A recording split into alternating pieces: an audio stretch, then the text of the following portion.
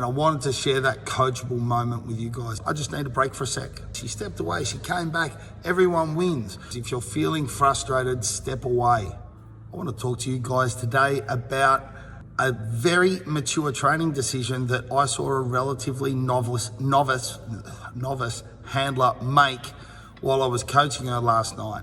Holly and Andy were here working their dog August, and we had August up on a table. It's a table where he's had thousands of reinforcers. It's a very optimistic and happy place for him. We were working on a drill where we were applying a little pressure down on a flat collar to cue August that we want him to go into the down position by bending his elbows. The dog is north-south, we're standing east-west.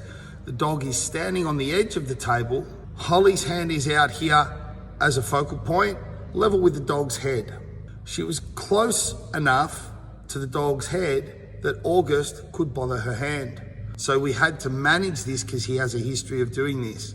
And when he pulled his head away, Holly marked him and fed him. So Holly's managing the distance against the edge of the table. She's managing August bumping her hand. She's managing where her left hand is underneath the dog's neck in order to apply the pressure down. She's managing the timing when she applies the pressure because we remove the pressure the moment August bends his elbows. There's a lot of factors there. And Holly was doing a bang up job, I've got to tell you.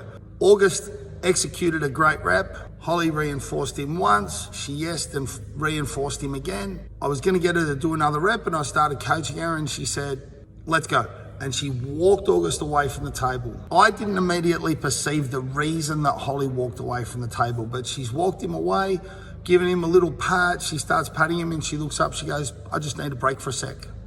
Now I wasn't at all being hard on Holly, and Holly was doing a great job, but there were a lot of factors. This is where communication in dog training is super important between the coach and the client. Of course, Holly is a very level-headed, together chick. She took a moment, she took a breath, she realized, hang on, there's too many factors here, it's a little overwhelming. I'm gonna take a break. 30 seconds later, we were back on the table. Holly did a couple more reps and we finished August up for the night. So in review, I told Holly what a mature training decision that I thought that was, and it's something that I see a lot of newer trainers, even some more experienced ones, fail to do. They fail to manage themselves. I also often see people, because they have such a great work ethic, sit in that overwhelm, and I've seen their performance start to drop many times. As a coach, it's a thing that we manage. I couldn't see Holly's face, I couldn't see her body language. I'm standing behind her to help her hand. I would never have been able to see that, and if we hadn't had open lines of communication, Holly may not have felt able to do that. She may have felt pressure from me. And she says she didn't feel pressure from me. It was just the overall situation. She stepped away, she came back, everyone wins. And it's something that you have to manage. We're constantly concerned here with the dog's emotion because we're trying to teach the dog to love the work. But it's the person that's teaching the dog to do the work. And that's why I fucking love that decision that Holly made. I did make a big deal about it.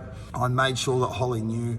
And I wanted to share that coachable moment with you guys. If you're feeling frustrated, step away, take a break, come back and do it again. Now, the value of taking that break to some degree relies on the way that you're training. It may be more or less accessible to you given the style of training that you're doing. For example, if you're doing the kind of training where you're putting a lot of pressure on the dog and the dog has to simply comply, this can be a much more difficult situation to simply walk away from a repetition. It's not typically how we train here. It's very rare that we need to get everything done in that rep.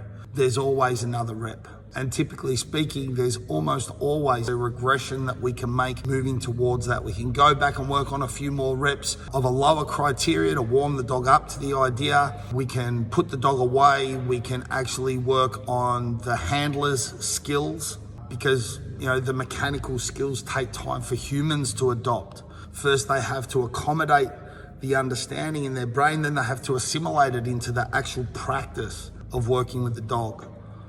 So I appreciate this video has gone on for a long time, but it's something that I wanted to share. It's something that I think is important. It doesn't really get spoken about. A few coaches out there, a few people that are teaching people how to train your dogs. If you're not considerate of that overwhelm on the individual, you're really not considering what dog training is. For the dog to understand something optimally, there needs to be clarity in the training. There can't be that clarity if the person doesn't have the clarity of mind to execute the skills. So Holly, fucking love your work, dude. You're an absolute champion. And yeah, I hope that some of you found value in this long ass video.